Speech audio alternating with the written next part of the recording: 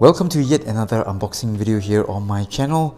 Today we have this JDM Seiko here ready to be unboxed, and I haven't really seen this kind of packaging.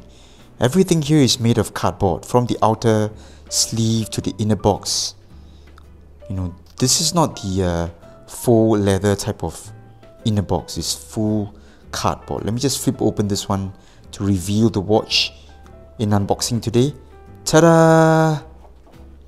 So this is one of the Quartz Perpetual calendar models, and this is also a chronograph, as you can see from all the sub-dials here, and dial here is kind of messy. But I think there should be a big group of Seiko fans out there who are interested in getting this chronograph here, because firstly it's a JDM model, and I think the Perpetual calendar complication here is not commonly found in the more entry-level type of Seiko models. And obviously this is a very dressy style of watch, and then comes on this bracelet here that looks sort of like a beads of rice kind of design. Now, with all the packaging out of the way, let's have a closer look at the Seiko Perpetual calendar chronograph. Reference number for the watch is SPC251P1, and as stated here, it's got sapphire crystal. Water resistance is around 50 meters, and this is powered by the caliber 7T86. I think it is just a quartz battery operation. This is not solar quartz. Doesn't seem like a solar quartz. Alright, so relatively thin watch here. Must be around 10 mm thick or thin.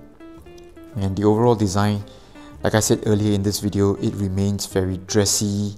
So we've got this kind of brigade type of numbers for the hour markers, and I'm not a big fan of how the 9 o'clock here is truncated.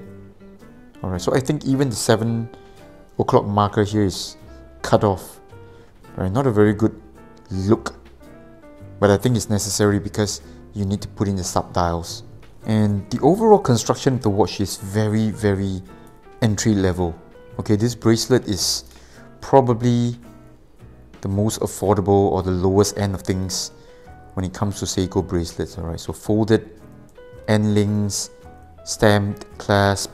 So this buckle or this clasp here really reminds me of my $150, $120 type of Seiko Quartz watch.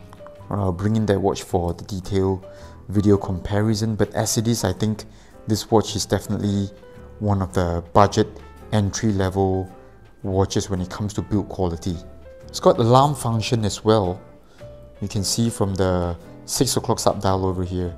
I need to find out how to activate the alarm function. Okay, sounds interesting, but alright, trust me, I'm not a big fan of such things. Okay, so let me just figure out how to set the function and all that. Let's zoom out for a really quick wrist shot of the Seiko Perpetual chronograph here. So you can see this is a really thin watch. I think it's no more than 10 millimeters. Slightly on the bigger side of things, alright? If I'm not wrong, this watch is about 41, 42 millimeters K size. And the crystal size is also pretty big, so slightly on the bigger side of things, but still very manageable thanks to the relative thinness of the watch, and definitely no lug overhangs and all that. Because of the non-solid bracelet, it also feels very light. I think this must be around 110 grams. Alright, so still very comfortable to wear. Stay tuned for the full review video as well as some comparisons with my other Quartz watches. Alright, I'm a big fan of Quartz these days because of the hassle-free type of operation. You don't have to wind it, or the accuracy is usually much better than mechanical watches. So I'm not sure if I'll warm up to this model. Alright, it does look a little bit messy and slightly on the bigger side of things for this style. We'll see how it goes. Alright, so see you soon for the full review video. This is Andy in Singapore. Bye bye.